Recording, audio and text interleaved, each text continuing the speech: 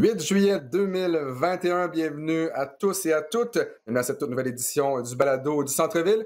Toute nouvelle édition, peut-être la dernière de la saison 2020-2021, selon l'horaire de la grande finale. Alexandre Tourigny en compagnie de Maxime Boudreau et de Peter Yiannopoulos. Comment allez-vous, messieurs? Ça va, Alex? Ça va excellent. Bonjour.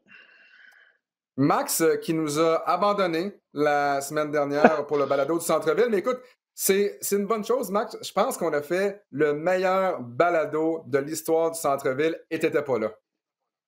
Ah oui, OK. Écoute, En fait, disons que j'avais des bonnes excuses, là, on pourra en reparler, mais j'avais les deux pieds dans l'eau par à peu près 2 jours la semaine dernière avec un gros déménagement. La raison pourquoi j'ai un nouveau décor en arrière de moi. un très beau décor d'ailleurs. Une très belle forêt. Merci, oui. Écoute, très belle forêt papier peint avec un tapis roulant en arrière pour me motiver à trouver ma shape pour peut-être aller aider l'équipe canadienne dans 4 ans. Mais écoute, une grosse semaine pleine de péripéties, on pourra s'en parler. Là. Je pense qu'on fait le match ce soir, moi et toi, avec Charles Dubé. Donc, on s'en parlera hors micro, entre deux jokes de François Pérusse. Exact. Une dure semaine, mais simplement pour les gens peut-être qui ne nous écoutent pas chaque semaine, il n'y a pas eu de balado du Centre-Ville. Il y a une semaine, on a pris une pause, évidemment, avec l'absence de Max, il n'y a pas de problème. Donc, parlons justement tout d'abord de Decision. Pourquoi on revient sur LeBron James? Oui, parce que Peter est avec nous sur le balado. Mais outre ça, il y a 11 ans, jour pour jour, LeBron James annonçait sur les ondes d'ESPN sa décision de jouer avec le Heat de Miami en compagnie de Chris Bosh et de Dwayne Wade. La première année n'a pas si mal été. On a perdu en grande finale contre les Mavericks de Dallas au grand plaisir, d'ailleurs, de Max Boudreau. Peter, j'aimerais...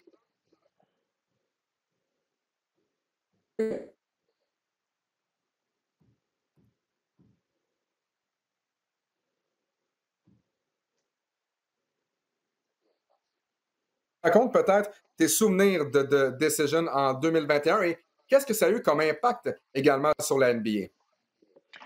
Mais pour moi, la décision de LeBron James de Decision, c'était incroyable parce que c'était la première fois que LeBron a décidé de visiter toutes ses équipes. Il n'a pas dit s'il allait revenir à Cleveland, potentiellement les Lakers, le Heat de Miami. Puis là, il était avec Jim Gray.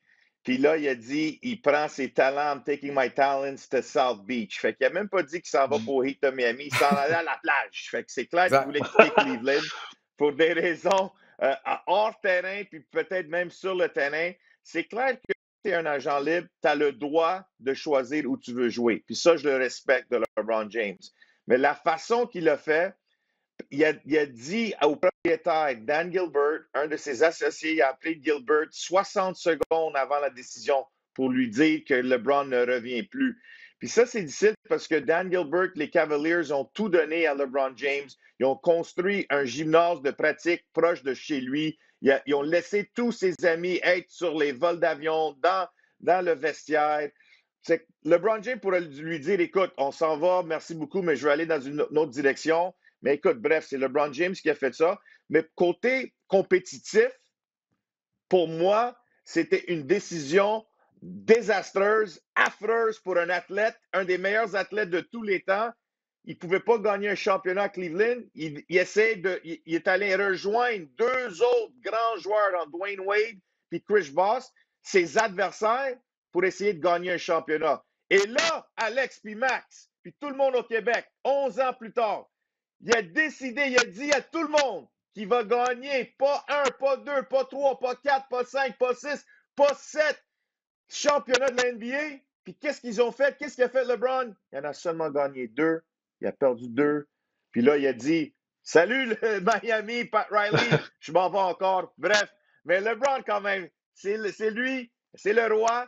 Il a quand même gagné 2 sur 4. Mais quand tu prédis que tu vas gagner au moins 7, 8, tu en gagnes 2.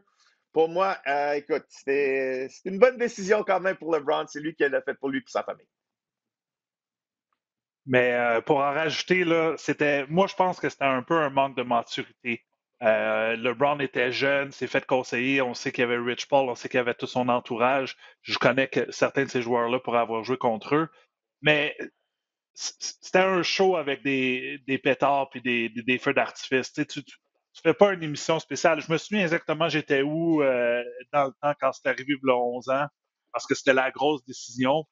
Et il l'a dit plus tard dans sa carrière que cette décision-là d'aller à Miami, c'était comme lui n'avait pas été à l'université dans la NCAA, fait que c'était comme son université parce qu'il est allé pendant 4 ans. Puis après ça, ça a comme bien bouclé la boucle, si je peux dire, en revenant à Cleveland, en gagnant un championnat à Cleveland, sa ville natale, une ville surnommée Mistake by the Lake, tellement qu'il ne gagne pas de championnat dans tous les sports confondus. Mais moi, je pense que ce show-là et le deuxième show après là, que Peter mentionne lorsque LeBron, Dwayne Wade et Chris Bosh étaient présentés aux fans puis qui a dit « Je vais gagner pas un, pas deux, pas trois ». Moi, je pense que c'était juste un manque de maturité pour LeBron dans sa jeune carrière. Mais il a bien terminé ça, si je peux dire, là, en revenant à Cleveland et en regagnant, si je peux dire, là, le cœur des partisans à Cleveland, parce que je me souviens, là, aussitôt qu'il a pris cette décision-là, on a enlevé la grosse banderole à Cleveland là, qui est aussi gros que... je pense que c'était le lendemain matin, on brûlait des chandails dans la rue. Ah, c'était incroyable. Là. Les fans de Cleveland sont assez hardcore, mais je me souviens exactement, 11 ans déjà, on devient vieux, mais c'est fou comment le temps passe vite. Mais est-ce que l'erreur, est-ce que le problème avec The Decision, ça a été justement de la part de LeBron et de ESPN d'avoir voulu faire un show comme ça et par la suite, la fameuse présentation avec Chris Bosh et Dwayne Wade, si LeBron avait simplement fait une conférence de presse normale en disant « Bon, parfait, j'ai signé un contrat avec le Heat de Miami, that's it, that's all », est-ce que pour toi, Peter, ça aurait été moins pire? Mais 11 ans plus tard, c'est clair qu'on parle encore de cette décision. Max se souvient où il était, même moi. Fait côté marketing, c'était une décision incroyable. Et tu dois saluer Maverick Carter, puis Rich Paul, puis son équipe, parce que tout le monde parle encore de cette décision. Oui, je te dirais un peu plus de maturité, un peu plus de respect envers les Cavaliers, parce que c'est eux autres qui l'ont repêché. Mais quand même, c'est la réalité aujourd'hui. Les athlètes peuvent faire ce qu'ils veulent. Ils ont décidé de faire un grand show. Mais tu as mentionné tantôt, Alex, c'était quoi l'impact de cette décision? L'impact de cette décision, ça continue dans la NBA aujourd'hui. Parce que tous les joueurs qui cherchent un championnat, il y a eu un peu de difficulté de gagner un championnat, ils ont décidé de rejoindre les grandes équipes. Ouais. Puis le gars qui l'a fait, Kevin Durant. Kevin Durant a quitté le Thunder de OKC. Il menait les Warriors en 6e match par 13 points au 4e quart. Tu perds contre les Warriors, une équipe qui a gagné 73 victoires. Puis là, Kevin Durant allait rejoindre Curry, Klay Thompson puis Draymond Green. Fait que si je critique LeBron James sur cette décision non compétitive, mais je critique Kevin Durant encore plus parce que lui, il est allé rejoindre une meilleure équipe. Et là, on fait la même chose avec Brooklyn cette année, avec Durant, Kyrie puis James Harden. Fait que, cette décision a un grand impact dans l'NBA. Ça ne veut pas dire que c'est une mauvaise chose. Il y a du monde qui adore ça, les super teams, comme on dit entre guillemets. Mais pour moi, cette décision a vraiment impacté le basketball pendant des années, et même dans les autres niveaux. Tu vois présentement les joueurs du secondaire qui changent tout le temps des écoles. Les joueurs collégiales vont tout le temps changer des écoles parce que LeBron James a décidé de quitter Cleveland. Fait que tout le monde le fait. Fait que l'impact de LeBron, c'est plus grand que seulement sur le terrain, mais aussi à l'extérieur du terrain. Puis on doit lui donner le respect à LeBron pour ça. Le fait d'avoir une finale, Max, entre les Bucks de Milwaukee et les Suns de Phoenix. Les Bucks, un petit marché entre guillemets. On est rendu en finale. Les Suns, après des années de misère quand même, on est passé par le repêchage, entre autres. Oui, on est allé chercher Chris Paul. Mais est-ce que c'est une bonne chose, enfin, de ne pas voir un super team en finale de la NBA? C'est sûr que c'est une bonne chose parce que le partisan moyen qui regarde ça se dit « Hey, comment ça, c'est pas les joueurs super vedettes? » Puis on a d'autres joueurs qu'on connaît. Un marché comme Milwaukee, maintenant, on les voit un peu plus souvent à cause de Giannis, à cause qu'ils ont fini dans le top 3. Mais tu parles de Phoenix, de l'autre côté. Moi, je pense que Devin Booker est un joueur, peut-être le joueur le plus sous-estimé de la Ligue. Pas grand monde le connaît si tu regardes pas le basketball parce que on est sur la côte Est, il joue à Phoenix dans l'Ouest, puis il était dans les bas-fonds pendant, comme tu mentionnais, pas plus tard que v'là 2 ans, ils ont terminé dernier dans leur conférence. Moi, je pense que c'est bon. La seule chose, puis comme vous en mentionné lors du match 1 à la mi-temps, je pense que c'était une de vos questions, est-ce que ça va revenir? Je ne le sais pas, parce que cette année, c'est vraiment une année avec un astérix. On a beaucoup de joueurs blessés, calendrier compensé. Le hasard fait peut-être bien les choses cette année pour ces deux franchises-là, mais Phoenix, dans une conférence de l'Ouest, habituellement, ne seront pas là, dans ton top 3. Tu vas prendre les Lakers, tu vas prendre les Clippers, juste à cause du talent de ces joueurs super vedettes-là. Côté de Milwaukee, c'est bien aussi. Moi, je pense qu'il faut savourer le moment pour le moment présent avec ces deux franchises-là. Il y en a une des deux qui va gagner. Phoenix n'a jamais gagné de championnat et Milwaukee en a gagné un pendant que Peter jouait au secondaire, donc ça fait quand même longtemps. Mais c'est bon pour le spectacle, c'est bon pour la parité, si je peux dire, cette année. Mais je crois qu'on va revoir une de ces super équipes-là l'année prochaine. Je vois déjà des pourparlers, des rumeurs que les Warriors veulent se faire une super team avec peut-être un Dame Lillard, aller chercher quelqu'un, monnayer un James Wiseman. J'ai vu des images de Dame Lillard qui est avec LeBron James avant de commencer son camp d'entraînement de l'équipe américaine. Les super équipes, comme Peter dit, vont continuer à se faire parce que les joueurs hors du terrain, on dirait que c'est rendu tous des chums, c'est tous des amis. Puis avant, tu n'as pas ce sentiment de loyauté-là envers une franchise. C'est pas comme c'était là, 10, 15, 20 ans avec des Dirk Nowitzki, des Kobe Bryant, des Michael Jordan qui demanderaient jamais un échange, qui veulent gagner avec l'équipe qui les ont repêchés.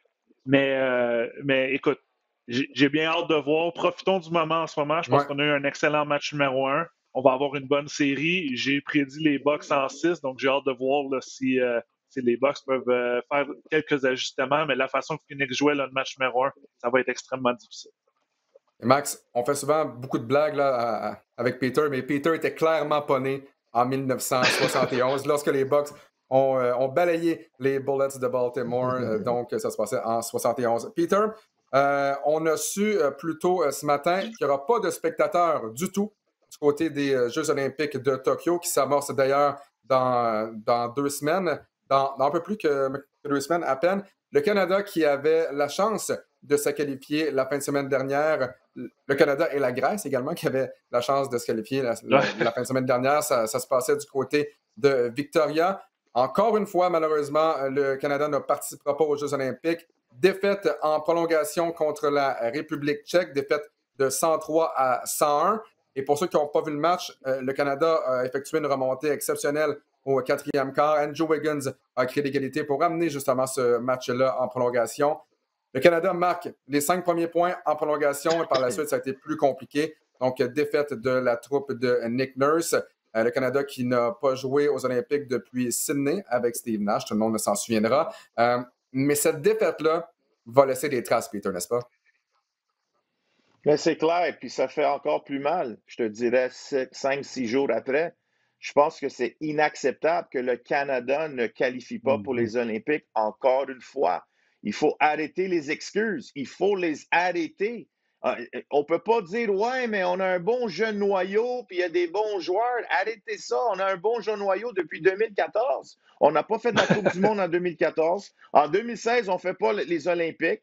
On a perdu contre le Venezuela. Le Venezuela, les gars, on a perdu par un point avec 7-8 joueurs de la NBA. 2019, la Coupe du Monde, aucun joueur ne veut jouer pour le Canada. On se fait démolir en première ronde. 2021, on ne fait pas les Olympiques. Arrêtez-moi ça. C'est quoi le problème? Les joueurs ne veulent pas jouer.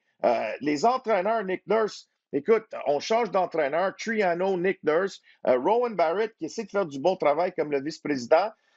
Oui, son fils est là. On a eu un bon noyau, mais encore une fois, on a perdu. Pourquoi on n'a pas joué des matchs préparatoires? Pourquoi on n'a pas plus d'argent? Pourquoi les joueurs ne sont pas toujours là ensemble? Il y a des problèmes avec les agents de la NBA. Il y a des agents qui ne veulent pas envoyer leurs joueurs. Dylan Brooks était où? Écoute, on a la deuxième meilleure équipe du monde au basketball. On a tellement de joueurs dans la NBA, deuxième à côté des États-Unis.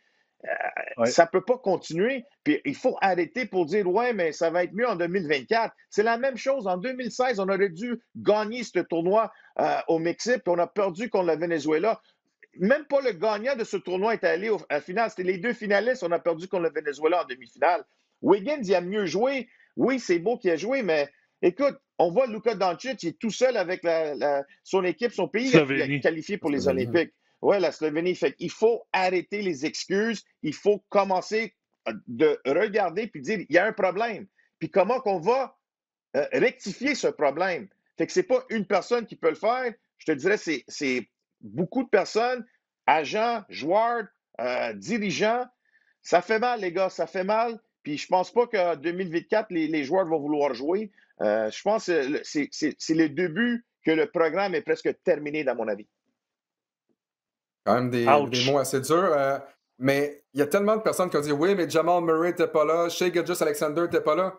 Mais qui dit que ces deux joueurs-là ne se blesseront pas? Et on leur souhaite absolument pas une blessure. Mais lors des qualifications pour les Jeux olympiques de Paris en 2024, peut-être que les deux vont être encore blessés. Peut-être qu'il y aura d'autres blessés. Peut-être qu'on va se retrouver avec une équipe qui va être moins bonne que celle qui avait la chance de s'amener à Tokyo en 2021. Moi, ça me fait rire de dire qu'on était à deux joueurs de se qualifier assurément. Ça ne veut absolument rien dire. Il y a des joueurs qui vont arriver en année de contrat. Il y en a qui vont être blessés également. Et moi, c'est là où j'en ai. Je comprends que les joueurs pensent à leur carrière d'abord et avant tout. Si tu es blessé, il n'y a pas de problème, je comprends. Pour les joueurs qui sont en année de contrat, c'est pas exactement comme si les joueurs américains se disaient « Ah, je suis en année de contrat, moi, je ne veux pas jouer du tout, du tout. » Pourquoi? Parce que tout le monde sait qu'en jouant pour les Américains, tu as une chance d'avoir une médaille d'or. Tout le monde veut une médaille d'or olympique.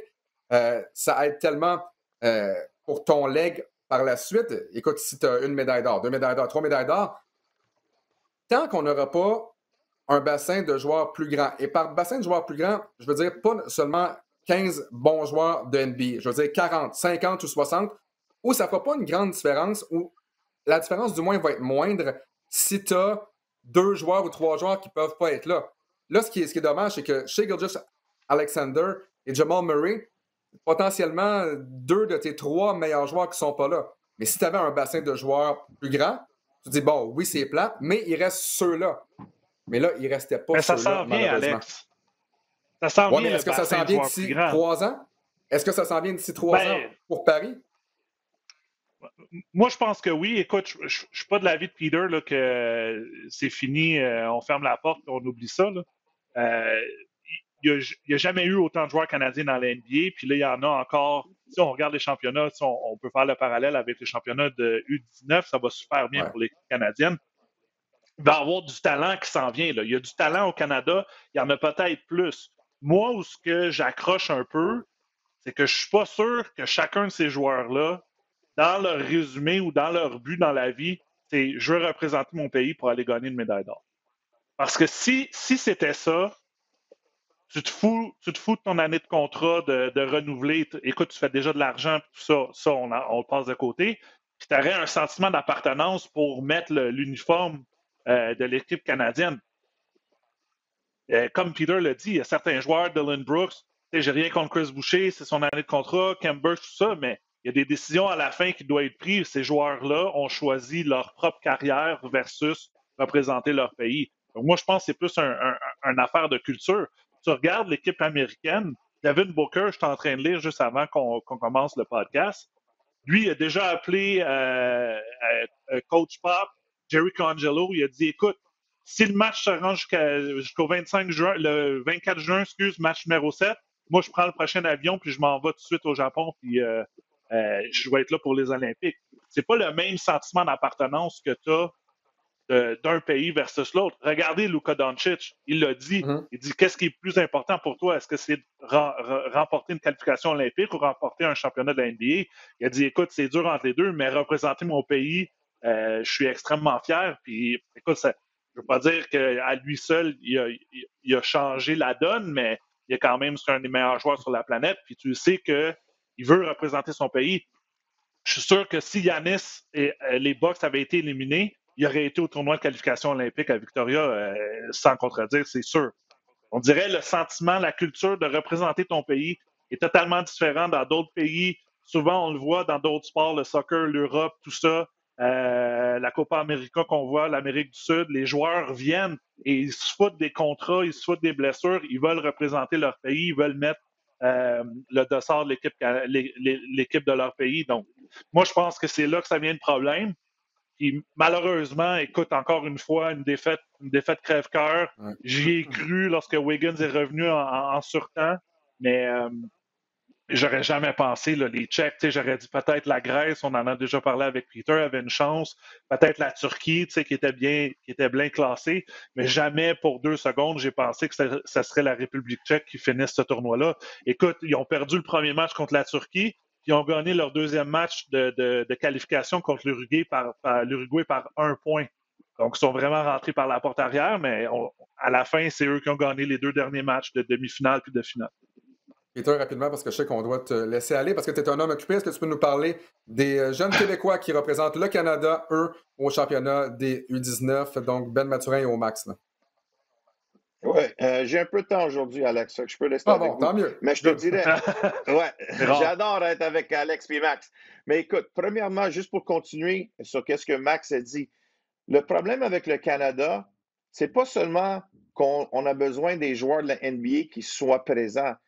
Les Américains, en 2004, ils avaient perdu aux Jeux olympiques, puis c'était vraiment désastreux pour eux. Là, ils ont fait un changement. Ils ont allé chercher Mike Krzyzewski, puis ils ont dit c'est lui qui va être notre entraîneur. Jerry Colangelo, puis Krzyzewski. Puis ils ont dit aux joueurs, si vous voulez jouer avec notre équipe, vous devez être là pour un minimum de 3 étés pour être dans ce programme. Et là, les Kobe Bryant, les LeBron, les Durant, ils ont dit oui, je vais suivre Coach K, je vais suivre Colangelo. Et là, qu'on a vu qu'ils ont commencé à gagner. Fait que je pense que c'est la même chose avec le Canada. Si on veut vraiment gagner, on doit dire aux joueurs, tu ne peux pas juste arriver une fois en 4 ans ou une fois en 7 ans, comme Wiggins l'a fait. Tu dois arriver 3 étés consécutifs. Comme ça, on peut avoir ce bassin, ce noyau qui peut être constant. Peut avoir cette cohésion et cette chimie. La deuxième chose, c'est qu'on a perdu contre la République tchèque, comme Max Boudreau a dit, un joueur de la NBA à la maison, les gars. La République tchèque, c'est un pays de soccer, c'est un pays de water polo. C'est pas un pays de basketball. Le Canada a payé des millions et des millions de dollars pour avoir ce tournoi de qualification en Victoria, en Colombie-Britannique. Le Basketball Canada n'avait pas cet argent-là. Fait que t'imagines, ils ont pris tout cet argent-là, ils n'ont même pas qualifié à la maison. Mais pour moi, le grand problème, les gars, c'est le développement de notre pays. Oui, on a des excellents athlètes. Oui, les gars peuvent dunker, sont athlétiques, puis sont dans la NBA. Mais contre la République tchèque, quand Corey Joseph, puis R.J. Barrett, puis Wiggins étaient sur le terrain, le coach, l'autre bord, il a dit « Hey, on s'en va en défensive de zone. On n'est pas capable de lancer pour le Canada. Il faut développer nos jeunes pour lancer le ballon, pour être développés, pour avoir une intelligence sur le basket avant qu'on commence à faire un press puis jouer de la défensive pour avoir des revirements. Fait que moi, je pense que c'est quelque chose qu'on doit, c'est pas une décision qui doit se prendre dans 2-3 jours, dans 2-3 semaines. On doit regarder c'est quoi vraiment le développement de nos jeunes. Puis, tu sais, le U19, ça va bien. Oui, mais même si on va le gagner, on l'a déjà gagné avec R.J. Barrett, le U17.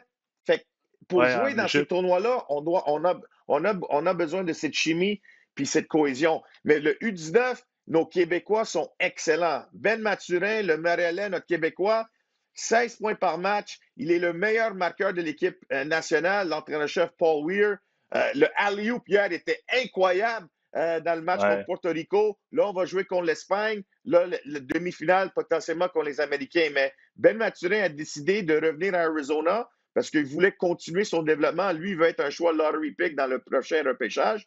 Mais lui, il a dit, moi, je veux jouer pour le Canada, je veux jouer tout de suite. Il veut jouer contre les meilleurs. Puis Olivier Maxis Prosper connaît un excellent tournoi, un partant. Il a changé d'école de Clemson à Marquette. On voit sa polyvalence. On voit qu'il est capable d'améliorer son tir du centre-ville, des dunks fracassants. Bref, les Québécois, Enoch Kalambay aussi, on a 3 Québécois dans le tournoi. C'est excellent pour nos jeunes Québécois, puis on continue de la percer.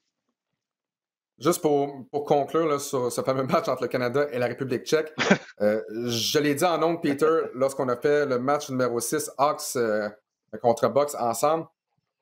Le basketball FIBA, c'est pas qui a le plus de joueurs de la NBA est assuré d'avoir la victoire. Souvent, il y a des équipes, il y a des joueurs qui jouent ensemble depuis longtemps, se connaissent bien. Tu l'as dit, le camp de la formation canadienne a été très court. On n'a pas eu de match hors concours, donc c'est difficile d'avoir une chimie. Et tu as beau avoir les meilleurs athlètes, lorsque tu arrives en situation de match, ça change tout. Écoutez, là, le Canada s'est fait battre par Blake Shield. Avant le début du tournoi, là, est-ce qu'il y a beaucoup de personnes qui nous écoutent ou qui nous regardent présentement qui connaissaient ce joueur-là? Non. Pourtant, 31 points, il a été très bon, notamment à 3 points, 7 en 12, et c'est grâce à lui si la République tchèque a pu mener ce match-là de bout en bout. En première demi, il a été exceptionnel. Au premier quart aussi. Souvenez-vous toujours de Luis Scola. S'il y a un joueur qui joue FIBA, qui a toujours été meilleur FIBA que dans la NBA, c'est bien Luis Scola. Et moi, j'ai hâte de voir, c'est ça, c'est cette cohésion-là, cette chimie-là, comment elle va s'installer. Parce que oui, les Américains sont excessivement forts, même si c'est une équipe qu'on rassemble d'un peu partout. C'est correct parce qu'il y a tellement plus de talent que les autres que tu finis souvent par gagner. Sauf contre ce fameux match contre la Grèce, Peter, dont tu te souviendras. Mais Peter l'écoute en boucle à chaque soir. Probablement. Sauf que j'ai bien hâte de voir ce qui va se passer du côté du Canada. Donc, les prochains Jeux olympiques dans 3 ans du côté de Paris. Peter Yiannopoulos, toujours un grand plaisir de t'accueillir au balado du Centre-Ville et au plaisir là, de se revoir en studio pour la grande finale. Je pense qu'on aura la chance de faire le match numéro 6 ensemble. 6 matchs numéro 6, il y a évidemment. Merci les gars, bonne journée. Oui, papa. Salut Peter. Salut Peter. Donc Max, si tu le veux bien, parlons donc de cette grande finale, match numéro 2 qui sera présenté sur les ondes de RDS ce soir. Donc pour ceux qui nous écoutent, aujourd'hui on est le 8 juillet. Si vous nous écoutez après le 8 juillet, ben c'est pas ce soir, c'était hier, avant-hier, v'là une semaine, v'là un mois, peu importe. À quoi tu t'attends du match numéro 2 après ce que tu as vu du match numéro 1? On rappelle la marque victoire des Suns de Phoenix 118-105. Les Suns qui ont mené par 20 points. Les Bucks de Milwaukee qui ont réussi à revenir de l'arrière. On ne s'attendait pas à voir Giannis Antetokounmpo jouer dans le match numéro 1. Finalement, s'amène dans le match. Il n'a pas paru si mal que ça. Donc peut-être justement, avant de parler du match numéro 2, revenons sur le match numéro 1. Qu'est-ce que tu as pensé de la performance des Suns et des Bucks? Écoute, je suis allé dans cette série-là, puis on va commencer avant le match numéro 1. Il fallait sortir nos prédictions, puis c'est toujours à savoir, bon, écoute, tu as 2 équipes pour savoir. Une équipe qui n'a pas de blessés, Chris Paul était revenu, donc jouait super bien. Tu as l'autre équipe que la fameuse question, c'était est-ce que Giannis va revenir? Au début, on croyait que c'était son ligament croisé antérieur. Après ça, on dit non, c'est juste une hyper-extension. C'était quoi les doubtful, questionable? En tout cas, tu as tous les statuts qu'il pouvait avoir. Finalement, ils ont dit, ben regarde, il a fait le warm-up, puis il va jouer le match. Tu regardes à la fin du match, il a joué 35 minutes. Moi, je pense que ça va juste améliorer ses performances parce qu'il a seulement tenté 11 tirs. Je l'ai vu agressif souvent sur le bloc. On voit qu'il y a un avantage de grandeur et un peu de puissance contre les plus petits gardes de Phoenix. Moi, je pense qu'il va y avoir un ajustement du côté de Mike Budenholzer sur 2 choses. Je pense qu'il y a un message qui a été lancé aux arbitres que c'est impossible qu'un joueur comme Chris Middleton qui joue 45 minutes, tente 26 tirs, a 0 lancer franc. Donc, aucune faute appelée contre lui. Et que l'équipe au total a seulement tenté 16 tirs de lancer franc versus 26, donc moins 10 déjà. Je pense que le match est joué. Je ne veux pas dire que c'est toute la faute aux arbitres, c'est pas mon style de dire, mais je pense que une grosse partie du match est jouée là. On a eu d'un côté les joueurs, les gardes de Phoenix, donc Booker et Paul, qui ont pris avantage des permutations, des mismatchs qu'il y avait, se sont rendus à la ligne de lancer franc souvent. Devin Booker était 10 en 10, Chris Paul 4 en 4 et Ayton 6 en 6. Donc, ces trois joueurs-là, 20 en 20. C'est incroyable, c'est 20 points bonus que tu as. De l'autre côté, Milwaukee, seulement 56 du lancer franc. On sait que c'est un peu un talon d'Achille, et ça l'a toujours été pour Giannis, ses tirs de 3 points, mais aussi ses lancers francs.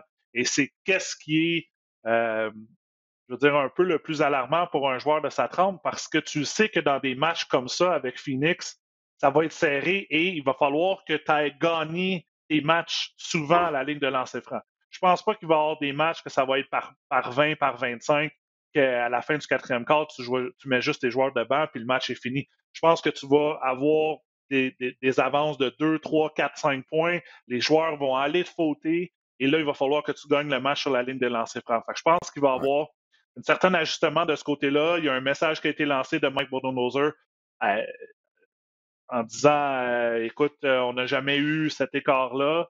C'est pas normal que Chris Middleton ou que Jrue Holiday s'est rendu à la ligne de lancer franc seulement 2 fois dans le match. Et je pense que l'autre ajustement qu'on va faire, c'est qu'on va peut-être mettre un peu Brook Lopez un peu plus souvent. Je sais que Phoenix essaie de prendre l'avantage, fait beaucoup d'écrans avec DeAndre Ayton, Chris Paul, le pick and roll. Chris Paul, il y a un switch, prend la permutation et essaie de prendre avantage de ça. Mais de l'autre côté, avec la blessure de Saric, Phoenix n'ont pas de profondeur de joueurs de centre. Donc, moi, je pense qu'il faut attaquer la bouteille, attaquer Ayton, le mettre en problème de faute, et après ça, on va avoir vraiment un net avantage de ce côté-là, parce que Ayton a joué 39 minutes. Habituellement, Saric joue une dizaine, quinzaine de minutes par match. Malheureusement, s'est blessé. Sa saison est finie, et même, je pense, sa saison l'année prochaine est terminée. C'est brisé le ligament croisé antérieur du genou. Mais on n'a pas d'option après au poste de centre pour protéger la bouteille. On le fait de façon cumulative, je veux dire, de façon à des 5 joueurs qui protègent la bouteille. Collective, pardon, c'est ça que je voulais dire.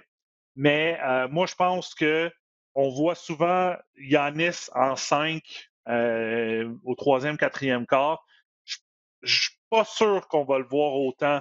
Je pense que ça va être un ajustement. On va l'essayer pour le match numéro 2, d'essayer de s'imposer dans la bouteille, avoir plus de points dans la bouteille, se faire fauter, aller à la ligne de lancer franc, essayer de frustrer, fatiguer un joueur comme DeAndre Ayton, parce que je pense que si Phoenix a une lacune, si je pourrais dire, ben là, c'est vraiment à la profondeur de joueurs de pivot. Un gros match, tu l'as dit, de la part de DeAndre Ayton, 22 points, 19 rebonds, 8 en 10 du terrain. Ayton, qui est devenu seulement le 4e joueur de l'histoire de la NBA à réussir au moins 20 points, au moins 15 rebonds, en tirant au-delà de 80% du terrain. Bill Russell l'a fait à 65, Kareem Abdul-Jabbar l'a fait en 71, Wilt Chamberlain l'a fait en 72. Donc, ça fait presque 50 ans que ça n'avait pas été fait. Non, c'est ça. Et ça fait longtemps que ça n'avait pas été fait en grande finale. Et c'est drôle parce que souviens-toi à quel point, lorsque les Suns de Phoenix ont repêché DeAndre Ayton au tout premier rang, il y a des gens qui se sont dit pourquoi c'est pas Trae Young, pourquoi c'est pas Luka Doncic. Et je comprends que c'est un sport d'équipe, là. Mais de ce trio-là, ben, c'est le premier qui va potentiellement recevoir une bague de la NBA. Il reste encore beaucoup de travail à faire, évidemment, là. Il reste encore 3 matchs à gagner, mais il est plus près que Trae Young et que Luka Doncic également. Je reviens sur quelques points que tu as dit. Les lancers francs, oui, c'est certain que ça fait une différence. 9 en 16. Il y a une disparité de 16 points à la ligne des lancers francs. Les Suns ont gagné par 13. Donc, je comprends qu'on ne peut pas simplement faire plus 16. C'est pas comme ça que ça fonctionne, surtout que Giannis à la ligne. Ben, c'est ça. Mais reste que si tu cumules les points acquis à la ligne des lancers francs, la différence, entre autres, dans ce match, c'est joué là. Moi, ce que je note à la ligne des lancers francs encore, il y a seulement 3 joueurs des Bucks de Milwaukee qui ont eu la chance de tirer. Giannis, 12 des 16 fois. On a Lopez, 0 en 2. Holiday, 2 en 2. Et par la suite, c'est tout. Il y a 3 joueurs des Bucks qui se sont amenés à la ligne des lancers francs. De l'autre côté, il y a 6 joueurs. Est-ce que c'est les arbitres? Est-ce que les Bucks ont été moins agressifs? Mais de ça, tu regardes l'alignement. Excuse-moi, tu regardes l'alignement et tu te dis, tu sais, PJ Tucker, son rôle, c'est shooter les 3 points du coin et jouer de la défense. Fait que c'est pas lui qui va créer son tir, qui va essayer de percer l'attaque. Mais je reviens encore, Chris Middleton, c'est impossible que ce joueur-là n'a pas été fauté, qu'il n'est pas allé à la ligne de lancer franc. Il a tenté 26 tirs. C'est pas juste des 3 points parce qu'il y a seulement 12 de ces 26 tirs que tu fais 3 points. Fait qu'il y a 14 tirs à l'intérieur de la ligne de 3 points. Tu te dis, c'est jamais fait de fauter. Écoute, c'est rare, c'est extrêmement rare. Je ne veux pas mettre le blâme sur les arbitres, Mais moi, je pense que je vais voir un Giannis plus agressif et un Chris Middleton et un Jrue Holiday plus agressifs lors du match numéro 2. Il y a Chris Paul, évidemment, il faut en parler. Devin Booker qui a dit c'est le plus grand leader de la NBA. Dans le cas de Chris Paul, pour en avoir discuté avec Lugansdor, on sait que Lugans a adoré son expérience avec Chris Paul, avec le Thunder d'Oklahoma City. Chris Paul, à l'âge de 36 ans, enfin, une première finale pour lui. Et il joue vraiment comme, écoutez, avant le début de la série, selon les preneurs au livre, Chris Paul était le favori pour être le joueur le plus utile de la grande finale. Dans le match numéro 1, on doit donner raison au preneur au livre. Il a été excellent, 32 points, 12 en 19 du terrain, 9 passes décisives et 2 petits revirements seulement.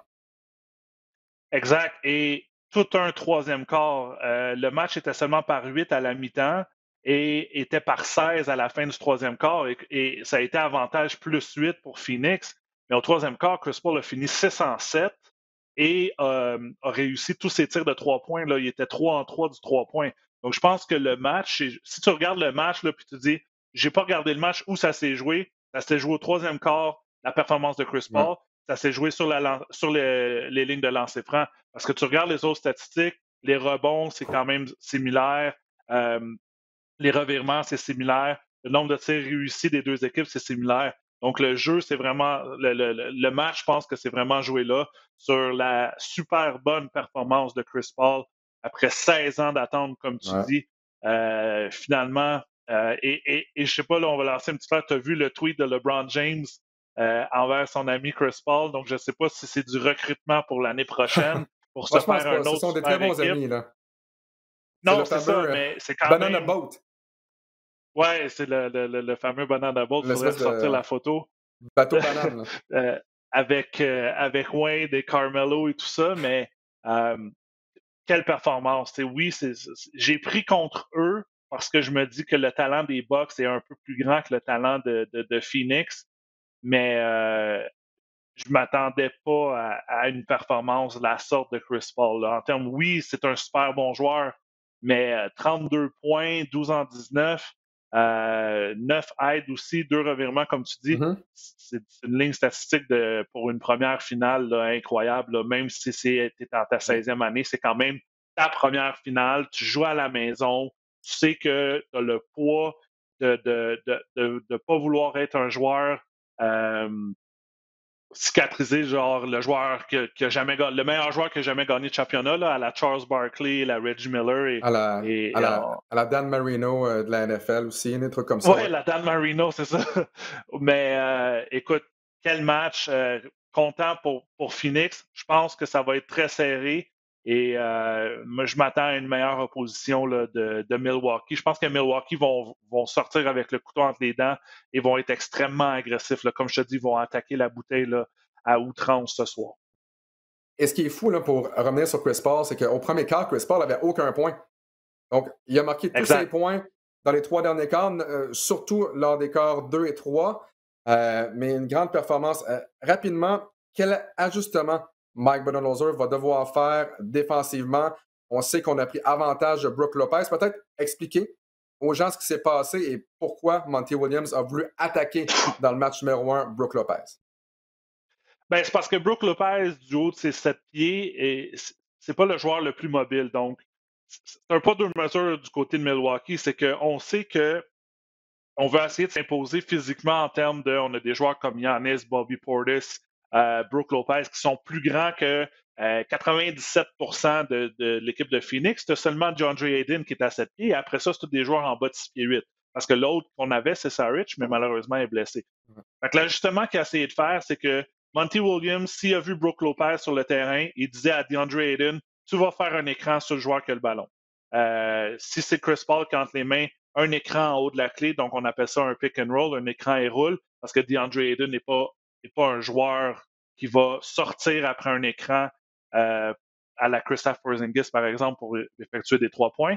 Et à cause de ça, il y a une permutation qui est faite. Donc, Brook Lopez qui est contre DeAndre Ayton, qui fait un écran sur un joueur comme Jrue Holiday, est obligé de faire un switch, donc une permutation, et se retrouve contre un Chris Paul qui est plus rapide, plus intelligent que lui, Et là, on est dans une situation mismatch, donc une situation à l'avantage de Phoenix qui essaie de prendre avantage de la rapidité d'un joueur comme Chris Paul.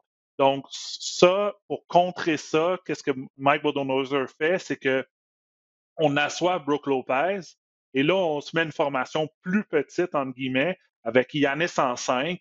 Et là, on peut juste faire des permutations partout et tu n'as pas de joueurs qui sont extrêmement lents sur le terrain à se déplacer latéralement pour contrer un joueur comme Devin Booker ou Chris Paul qui sont extrêmement rapides, mais aussi extrêmement intelligents avec leur feinte pour aller chercher le contact, aller chercher l'appel de l'arbitre et réussir leur tir en foulée. Donc, c'est là que ça devient compliqué. C'est là qu'on dit que j'ai bien hâte de voir Charles là, ce soir là, pour y en parler. Ouais. Là, c'est un match d'échecs. C'est que, est-ce que tu dis, bon, est-ce que je prends avantage de ma grandeur côté offensif? On va dans la bouteille, on va chercher des fautes, on met DeAndre Ayton dans une situation de faute qu'il est obligé de s'asseoir sur le banc. Mais de l'autre côté, si je fais ça, côté défensif, je suis un peu pris de courant parce que j'ai un Brook Lopez sur le terrain qui est défensivement pas le joueur le plus rapide latéralement, puis on sait qu'on va faire des écrans et roule sur Brook Lopez. Donc, c'est là que l'ajustement doit être fait. C'est pour ça que il faut vraiment, tôt dans le match, t'imposes ta loi, si je peux dire, en termes de si tu veux aller à l'intérieur, tu vas à l'intérieur, tu vas chercher des fautes. Tu dis, OK, maintenant, tu joues à comment je peux dire, j'avais l'expression anglaise, mais dans le fond, tu joues à c'est toi qui imposes ta loi versus tu te fais imposer la loi de l'adversaire. Et c'est vraiment qu'est-ce qu'on voit tôt dans un match. Parce que c'est là que des joueurs peuvent attraper 2 fautes rapides et ils doivent s'asseoir techniquement pour le reste de la mi-temps. Donc, c'est vraiment là que je ne veux pas dire que le match va jouer, mais c'est là que tu vas voir le rythme du match et qu'est-ce que ça va être la stratégie des 2 équipes. Très intéressant, Max Boudreau. Donc voilà, la table est mise pour le match numéro 2 qui sera présenté ce soir à compter de 21h sur les ondes de RDS. Encore une fois, mon cher Max, toujours un plaisir de faire ce balado en ta compagnie. Donc, on se retrouve potentiellement la semaine prochaine, peut-être le dernier. Si jamais ça devait être le dernier, ben, on vous remercie tout le monde à la maison. Là. On vous remercie tout le monde à la maison d'avoir été si nombreux à l'écoute au balado du Centre-Ville. On vous remercie pour vos commentaires sur Twitter, sur Facebook. Également, il y a des gens qui venaient nous parler en privé, nous poser des questions.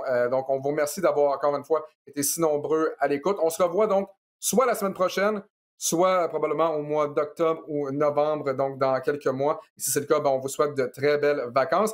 Entre-temps, ben, on vous rappelle, il y a la grande finale qui sera disputée sur les ondes de RDS et RDS2. RDS qui diffuse la totalité de la série finale et ça continue ce soir avec le match numéro 2 entre les Bucks et les Suns. Max Boudreau, encore une fois, merci beaucoup pour ton temps ce matin et on se retrouve ce soir à RDS pour le deuxième match entre les Bucks et les Suns. Salut Alex, salut tout le monde, bon basket!